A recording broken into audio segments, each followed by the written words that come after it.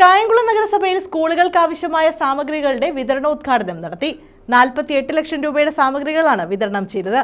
1.5 കോടിയോളം രൂപയാണ് നഗരസഭ വിദ്യാഭ്യാസ മേഖലയ്ക്കായി വകയിരുത്തിയിട്ടുള്ളത്.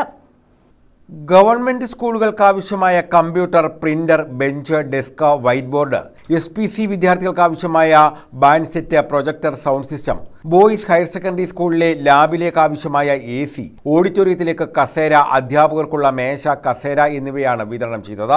48 ലക്ഷം രൂപയുടെ സാമഗ്രികളാണ് കായംകുളം നഗരസഭ വിവിധ സ്കൂളുകൾക്കായി വിതരണം ചെയ്തത്. ഗവൺമെന്റ് ബോയ്സ് സ്കൂളിനായി നെറ്റ്ബോൾ കോർട്ടിനായി 15 ലക്ഷം രൂപയും വിവിധ സ്കൂളുകളുടെ അറ്റകുറ്റപ്പണിക്കായി 45 ലക്ഷം രൂപയും കണ്ടിൻജൻസി ചെലവുകൾക്കായി 1.5 ലക്ഷം രൂപയും വകയിരുത്തിയിട്ടുണ്ട്. ഇതിൽ 90% പ്രവർത്തനങ്ങൾ പൂർത്തീകരിച്ചതായി നഗരസഭാ അധികൃതർ പറഞ്ഞു. പ്രതിഭ MLA വിതരണോദ്ഘാടനം നിർവഹിച്ചു.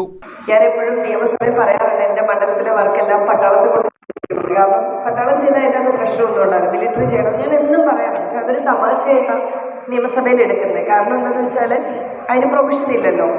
കാരണം സമയത്ത് തീരത്തില്ല, മറ്റുള്ളവർ പലരും ചെയ്യുമ്പോൾ പല പ്രശ്നങ്ങളാണ്, സമയത്ത് തീരില്ല.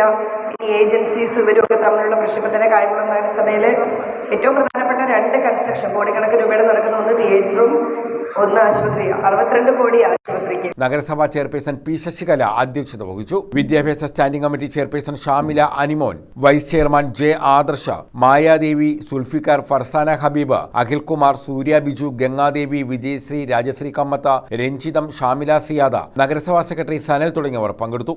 സംസ്ഥാന സ്കൂൾ യുവജനോത്സവത്തിൽ ഇംഗ്ലീഷ് ഫെസിറ്റേഷനിൽ A ഗ്രേഡ് നേടിയ ബോയ്സ് ഹയർ സെക്കൻഡറി സ്കൂൾ വിദ്യാർത്ഥി സൈറ നന്ദയെ അനുമോദിച്ചു. News bureau, Kayamkulam.